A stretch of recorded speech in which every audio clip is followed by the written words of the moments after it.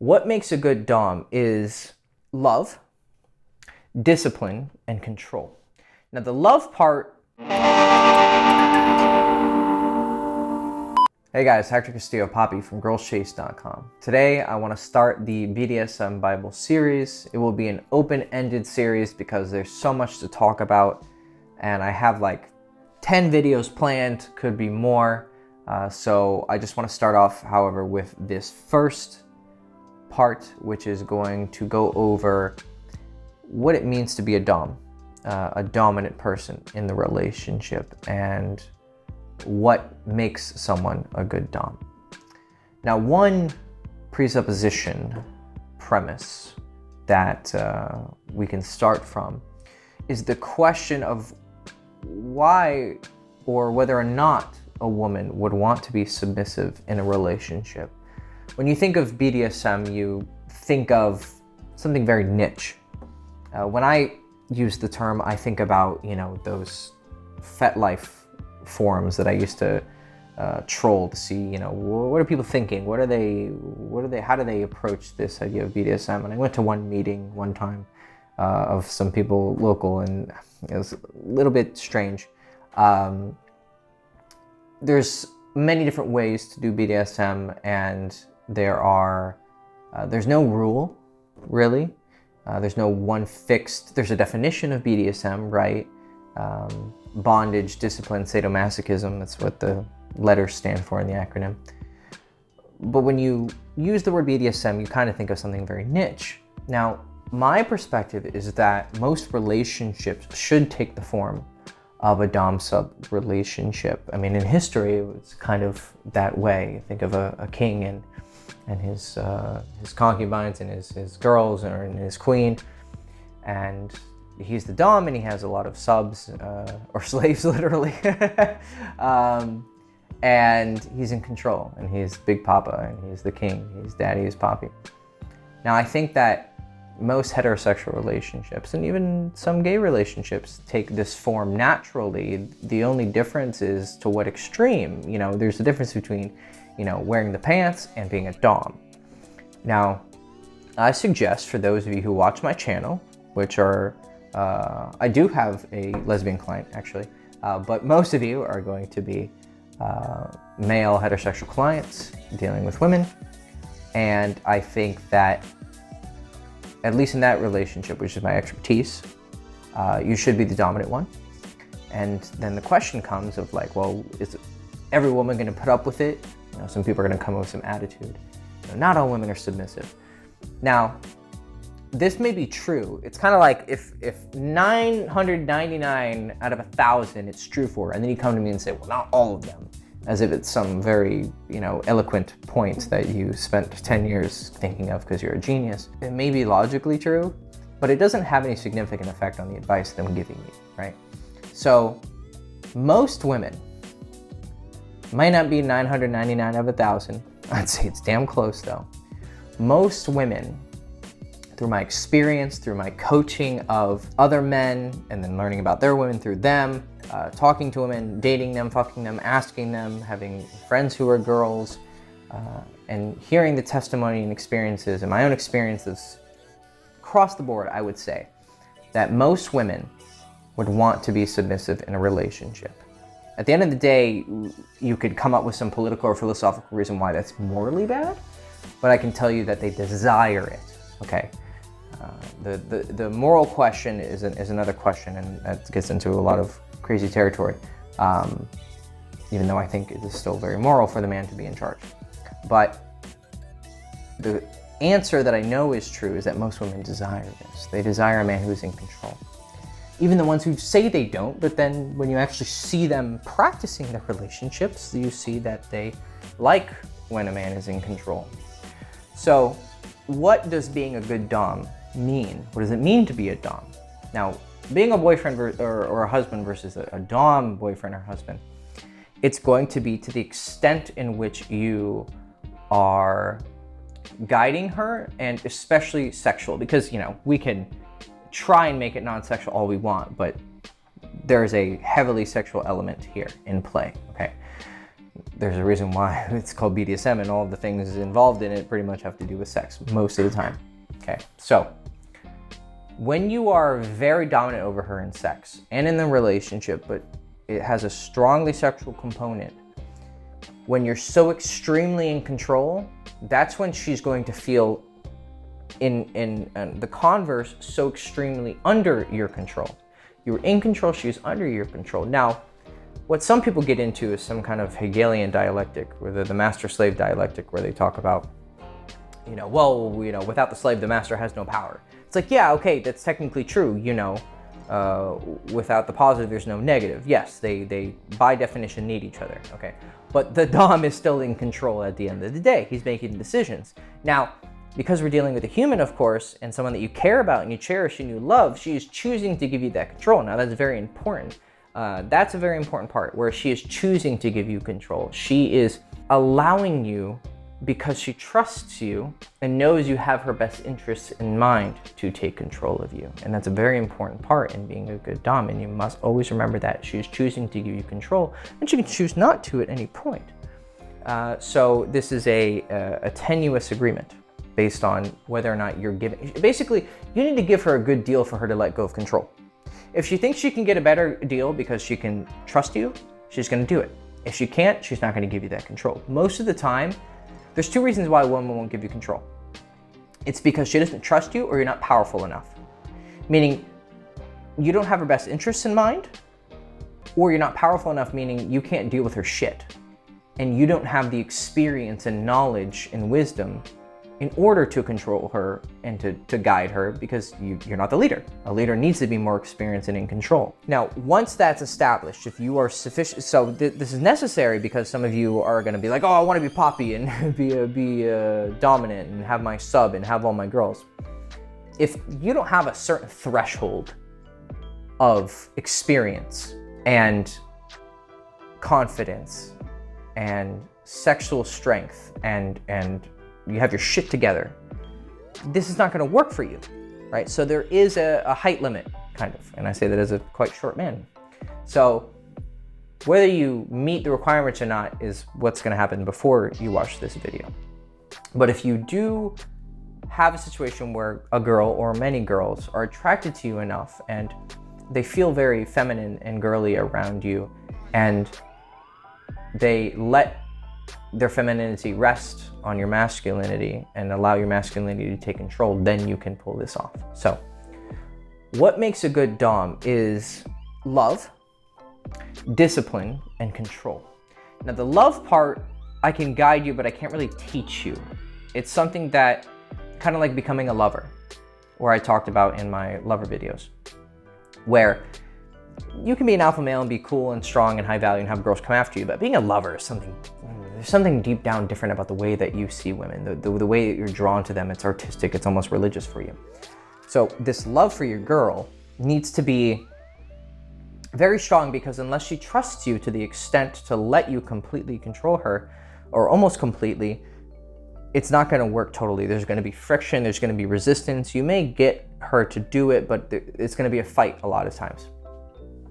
So she needs to know and feel that love. Now that's going to be expressed through the way that you speak to her, the way that you look at her, the way that you feel about her. She's just going to feel those vibrations, however they're happening, and she's going to know whether you actually love her or not.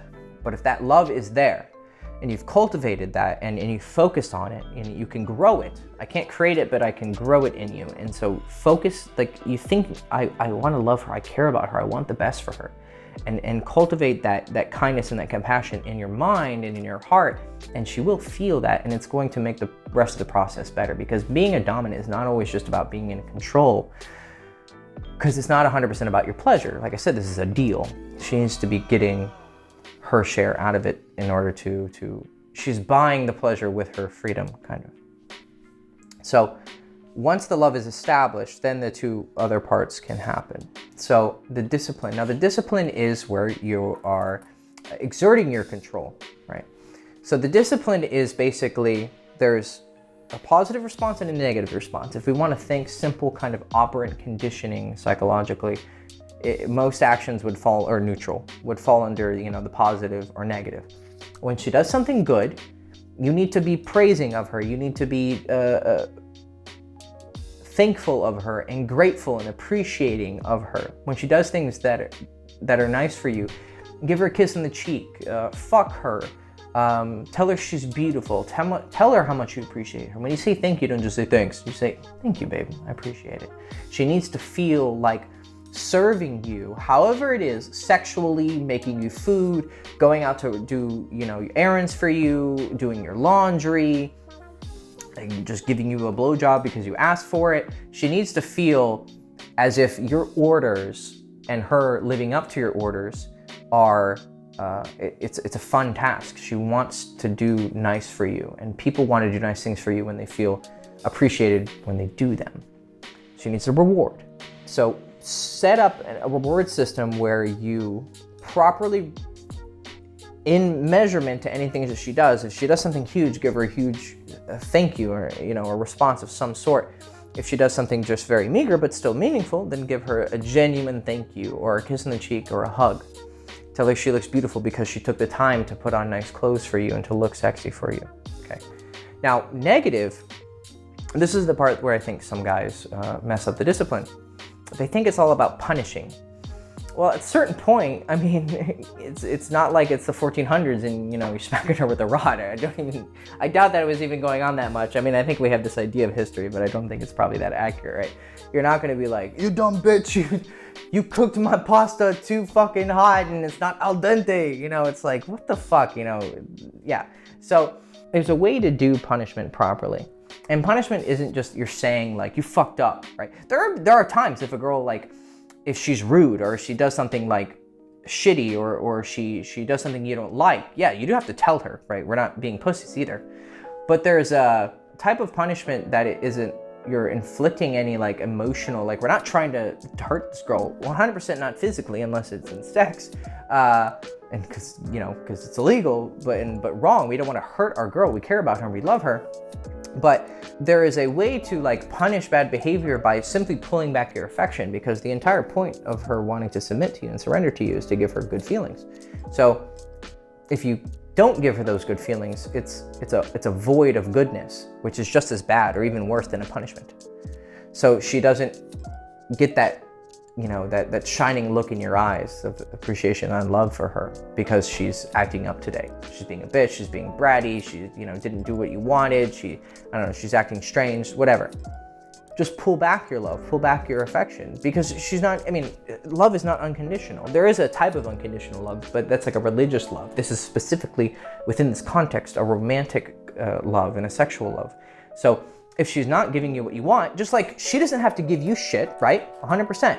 You need to earn her giving you control over her. Well, she needs to earn your affection and your appreciation.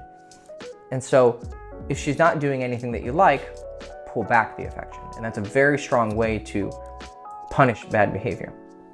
Now, another element that I think a lot of guys miss is that there's a communication here. It's not just like, do my laundry, and she says, I don't feel like it. And you go, do it, bitch. It's a horrible communication, okay? There is a way to explain things, to clearly explain why you want something done. If she's like, oh, I really don't feel like it, be like, babe, look, I would really like if you do my laundry. Well, why can't you do it yourself, sweetie? And then you explain based on, everyone's gonna have different beliefs, right? I'm gonna explain why I think she needs to do the things that I want her to do in a different way than you might, because I have a different belief system, right? So I have a complicated philosophical underpinning that I kind of explain to my girls as we start dating more, right? Oh, that's probably another thing to explain is how you even get into the dom-sub relationship. Like I said, this isn't gonna be some sign here to be my sub. It's not gonna work that way. It's gonna be a natural progression of the relationship, and it's just gonna happen. You're gonna be the man, but now you're gonna take it to the next level with being a dom. Now, at some point, you might have to explain this to her and explain to her why you wanna be in control. And you're gonna have to come up with your own beliefs as to why you think you can be in control, because it can't just be like, well, it can be, I wanna be in control, but you have to explain that to her. You have to say, look, I like when you do things for me. I like when you serve me. And that's not to say that you're my servant or you're just my slave and you just do everything you like. I love you and I care about you and I'm your boyfriend or your husband or whatever.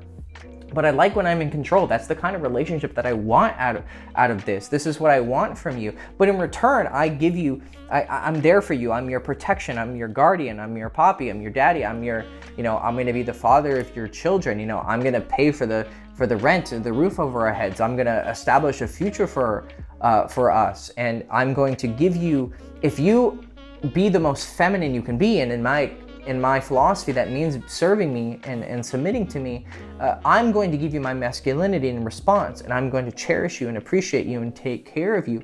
And if you give me your femininity, that's going to draw out the masculinity in me, and I'm going to be the best man I can be because you're being a woman. But if you fight me on this and you're resistant to me all the time, then I'm going to feel like I'm constantly having to battle you. And at some point, that's going to get very tiring, and I'm not going to feel as if this is a relationship that is fun anymore, and it's not exciting, right? So she has to earn your dom and you have to earn her sub.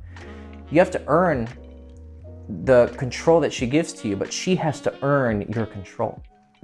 It's a two-way street, two-way relationship. So the way that I just explained that, now that's a very deep explanation, right? You're not gonna do that just because, you're gonna give her a philosophical spiel just because she didn't do your fucking laundry. But you do have to explain things to her, and you have to do them in a clear, caring way. And you can't just be dismissive and just do it. Sometimes that can work, but it builds up resentment. What women really appreciate is when you clearly communicate to them. They love communication. They love to know why you want something, okay? So explain things to her and communicate to her. And I don't think you can have too much communication, only to the point where you're trying too hard, right? But if there's a lack of understanding, then you need to communicate more. And that's the focal point of control, is communication. No, the last part is actually control. Like, how do you actually get to the point where she will follow you and she will actually listen to what you do? You can have these reward punishment systems in mind and these deep philosophies, but how do you actually make it work? Well, you're gonna have to sell it. You're gonna have to have some confidence, and that confidence is gonna come from, like I said, a certain benchmark of experience, but it's gonna come from a belief system, because when you actually believe that this is the way things should be done, if you're watching this video and you're like, what the fuck is this shit? You probably didn't make it this far. You already disliked the video and left. But if you are making it this far and you don't like this shit, you're probably coming from a place where you think that this is morally wrong or that this couldn't work. I've heard that from a lot of guys. It's like, they're like, yeah, that sounds cool, but you can't do that. I've literally gotten that response. I'd be like, no, she would never put up with that. You can't do that. Yes, you can, 100%.